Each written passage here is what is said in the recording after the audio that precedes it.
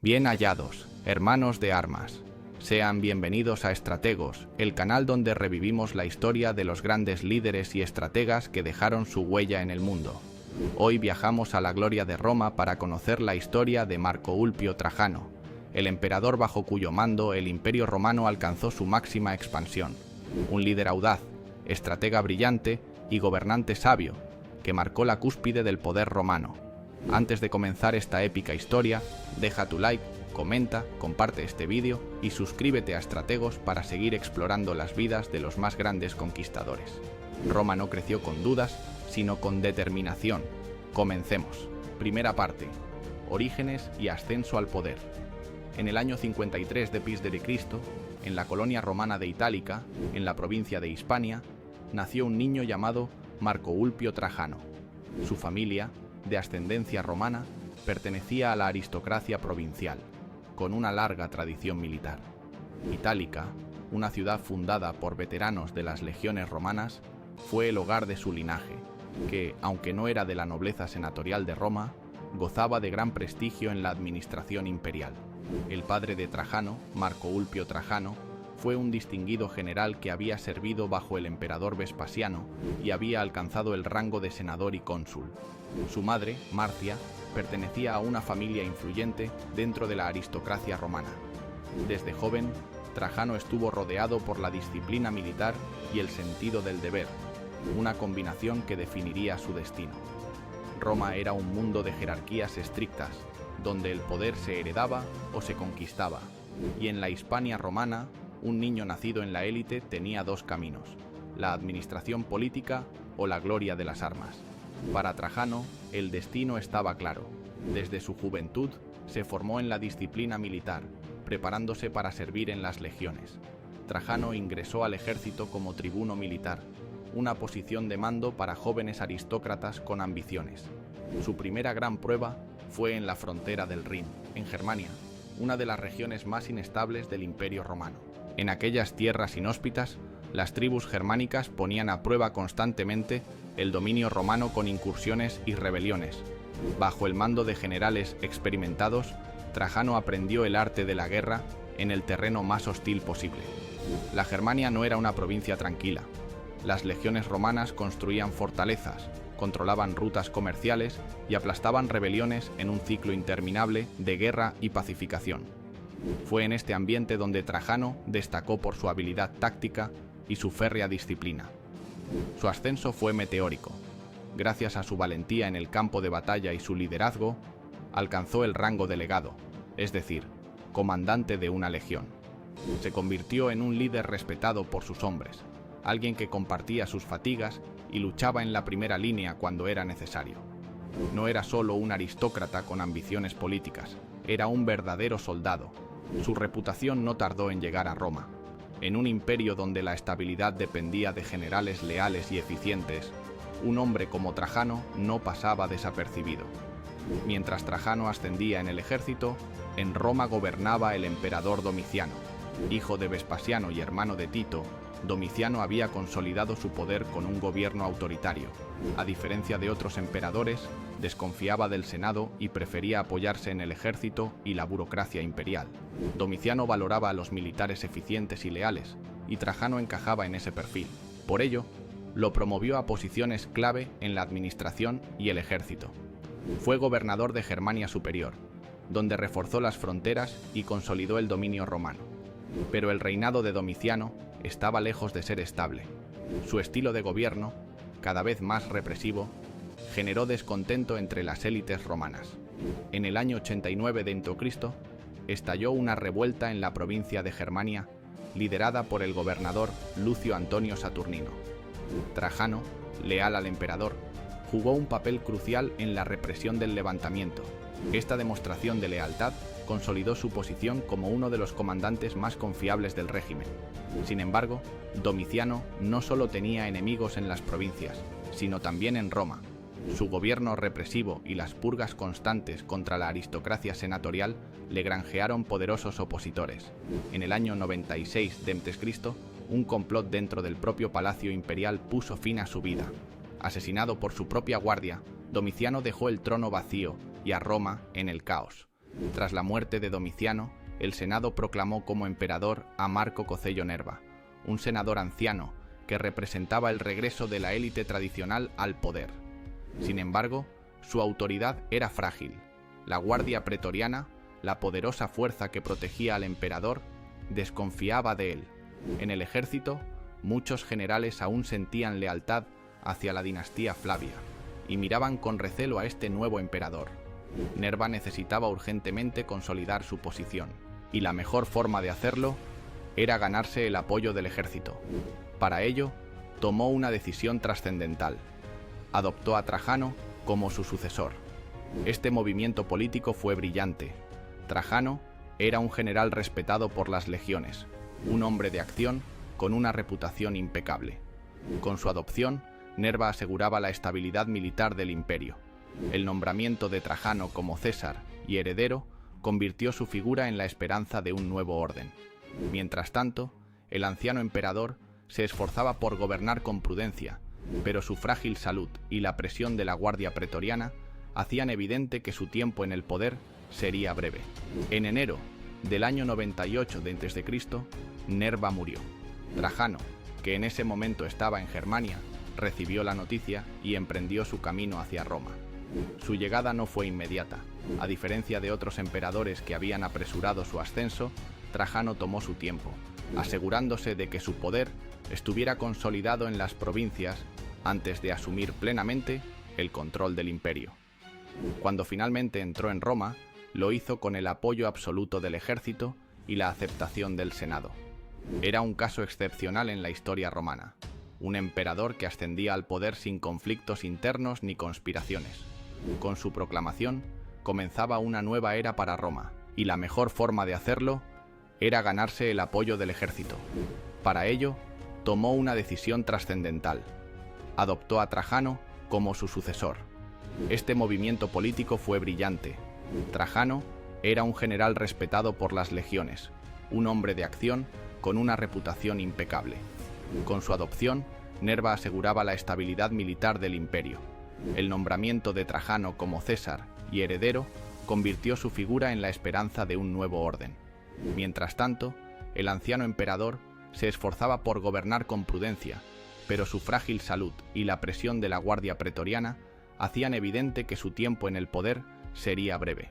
En enero del año 98 d.C., Nerva murió. Trajano, que en ese momento estaba en Germania, recibió la noticia y emprendió su camino hacia Roma. Su llegada no fue inmediata. A diferencia de otros emperadores que habían apresurado su ascenso, Trajano tomó su tiempo, asegurándose de que su poder estuviera consolidado en las provincias antes de asumir plenamente el control del imperio. Cuando finalmente entró en Roma, lo hizo con el apoyo absoluto del ejército y la aceptación del Senado. Era un caso excepcional en la historia romana, un emperador que ascendía al poder sin conflictos internos ni conspiraciones. Con su proclamación, comenzaba una nueva era para Roma. Trajano no solo heredaba un imperio en relativa estabilidad, sino que tenía ante sí el reto de expandir sus fronteras, fortalecer su economía y consolidar su gobierno como uno de los más prósperos de la historia. Segunda parte. Primeros años de gobierno y reformas. A comienzos del año 98 d.C., Roma esperaba con ansias la llegada de su nuevo emperador.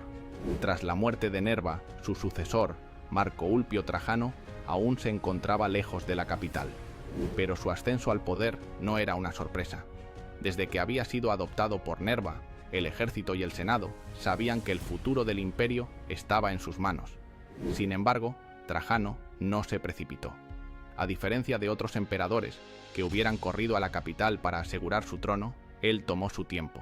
Se detuvo en las provincias, visitó guarniciones militares y consolidó su autoridad antes de pisar Roma. Quería asegurarse de que su ascenso no dependiera solo de un nombramiento, sino del respaldo real de las legiones y de los gobernadores provinciales.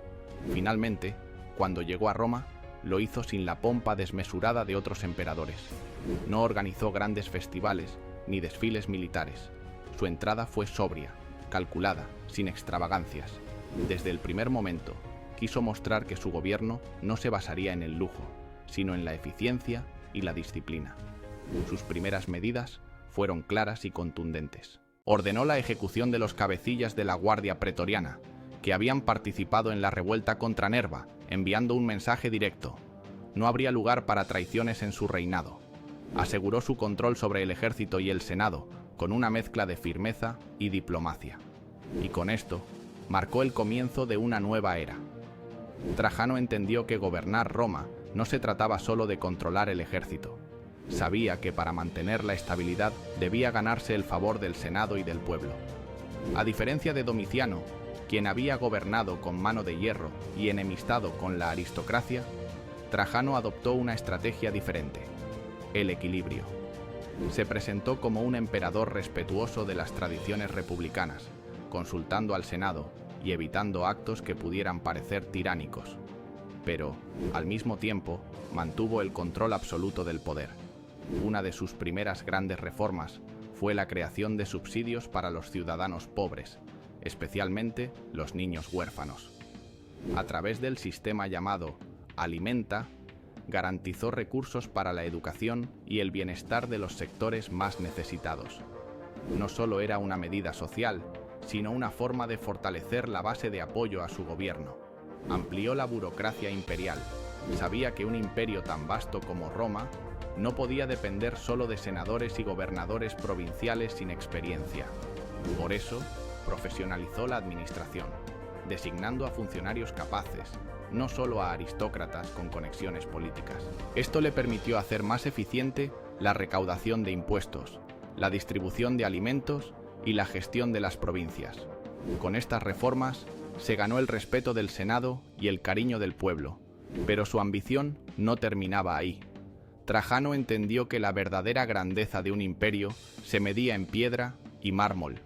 Bajo su gobierno, Roma experimentó una de las mayores expansiones en infraestructura de su historia. Ordenó la construcción de nuevas calzadas romanas, conectando mejor las provincias con la capital. Estos caminos no solo facilitaban el comercio, sino que también permitían el movimiento rápido de legiones en caso de conflicto. Los acueductos fueron otro de sus grandes proyectos. Amplió el suministro de agua en Roma y en varias provincias, mejorando la higiene y la calidad de vida de la población. También promovió la construcción de baños públicos, mercados y foros, convirtiendo su gobierno en sinónimo de prosperidad.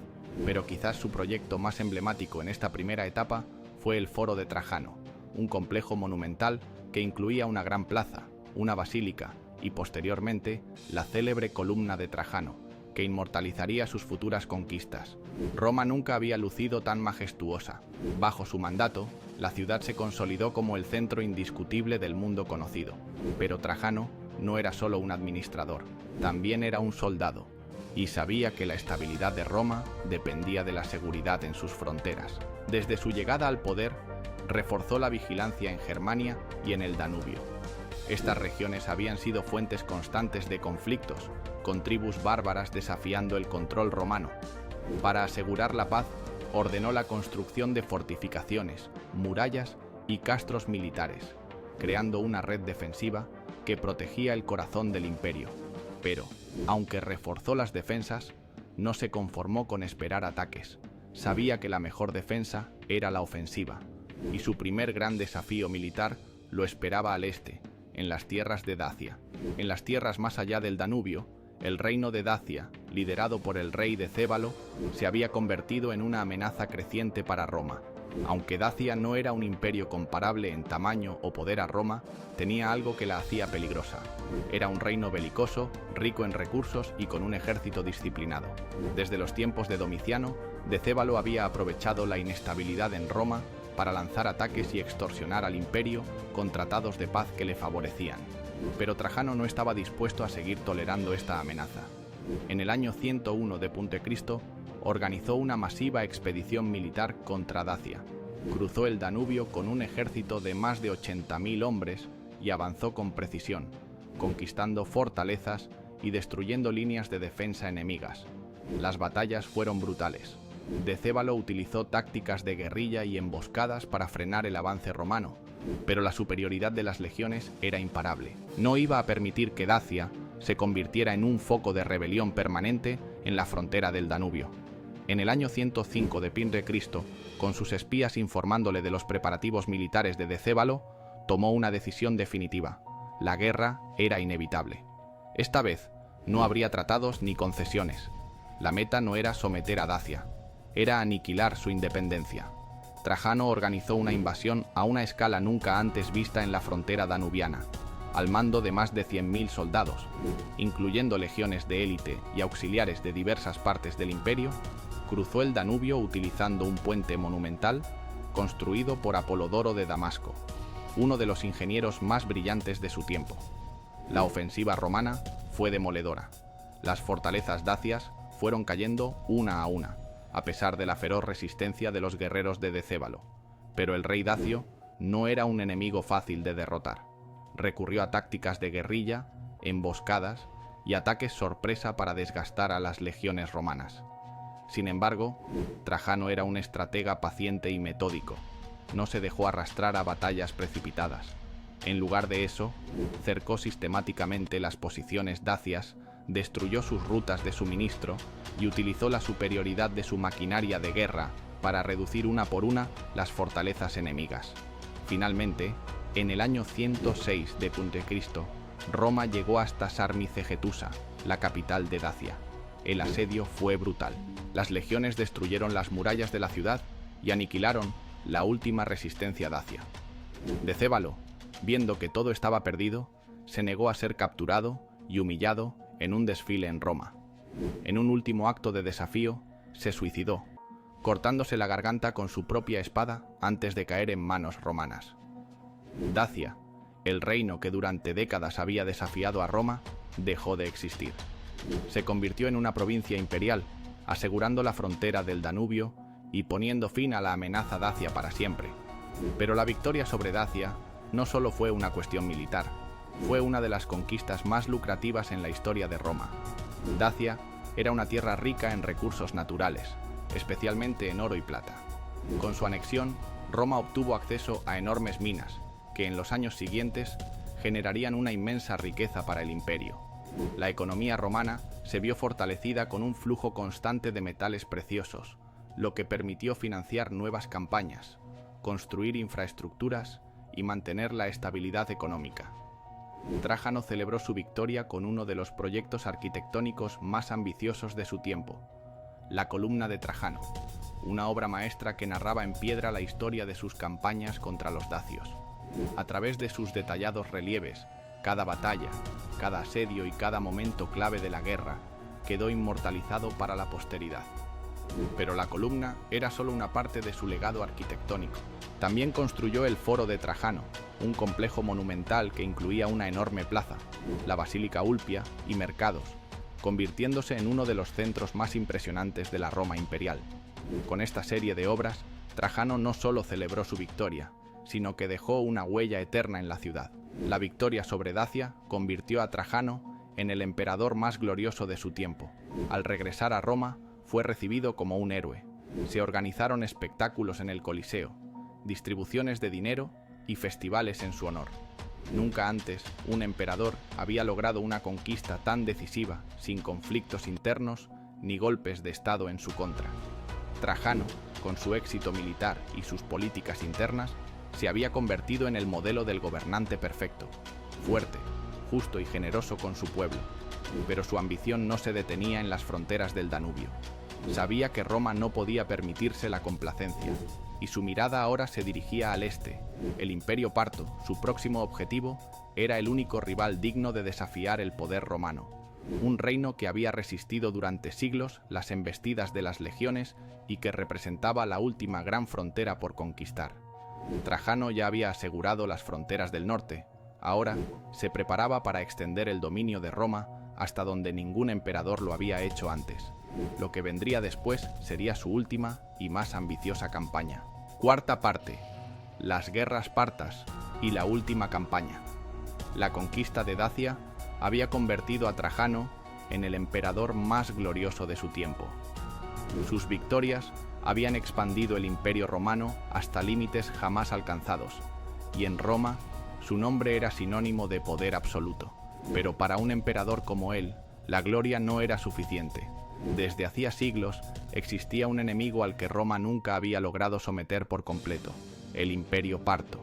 Situado en el este, en la vasta región de Mesopotamia, Partia era una civilización rica, poderosa y con una larga tradición de resistencia contra Roma.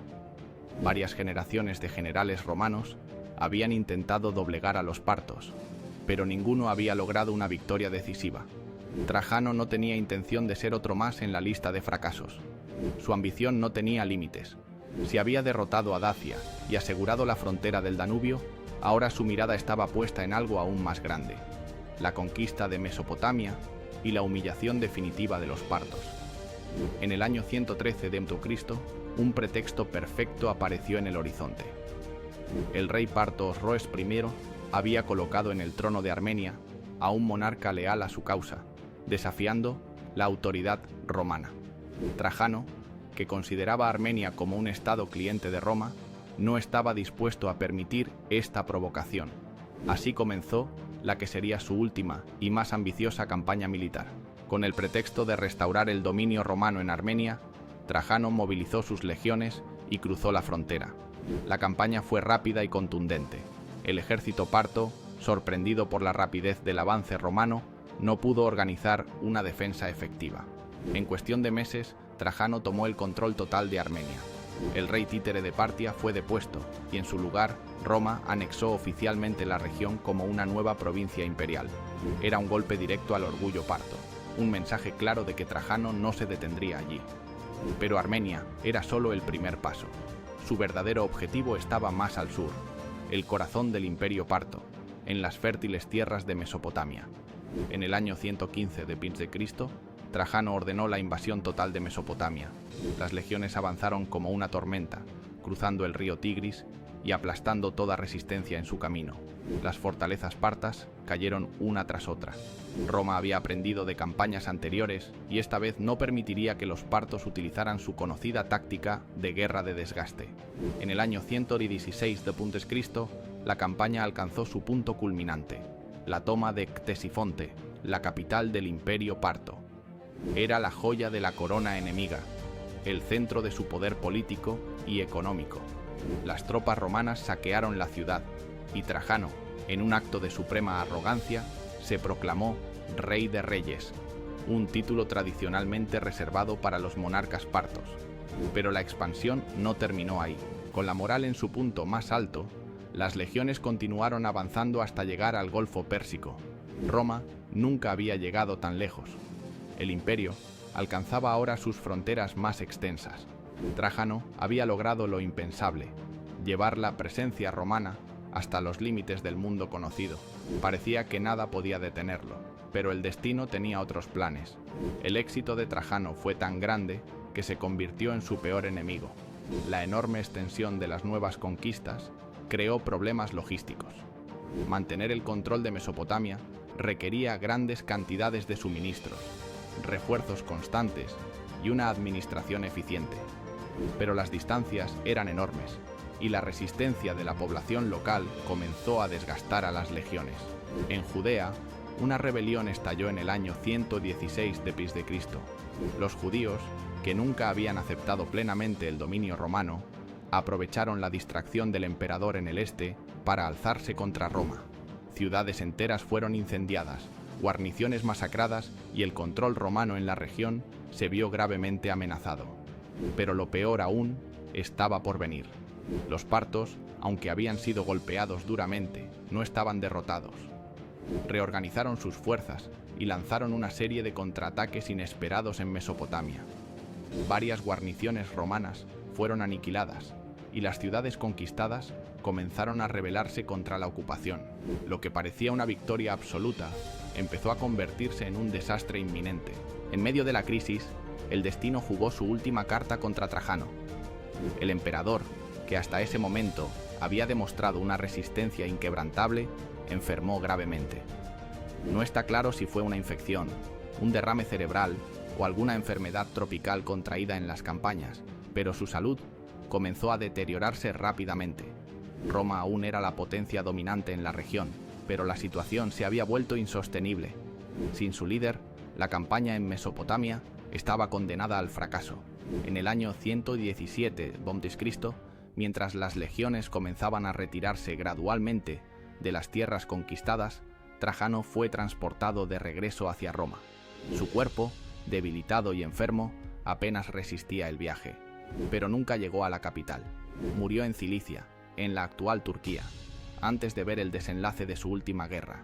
Con su muerte, su sucesor, Adriano, tomó una decisión radical: renunciar a las conquistas en Mesopotamia y replegarse a las fronteras tradicionales del imperio. Así terminó la mayor campaña de expansión en la historia de Roma. Trajano había llevado al imperio a su máxima extensión, pero en su ambición había descubierto el límite del dominio romano. Había sido un conquistador, un constructor y un gobernante sin igual, pero ni siquiera él pudo desafiar las leyes del tiempo y la resistencia de la historia. Quinta parte. Muerte y legado. A mediados del año 117 d.C., el emperador Trajano, el conquistador de Dacia y Mesopotamia, el hombre que había llevado a Roma a su máxima expansión territorial, ya no era el mismo.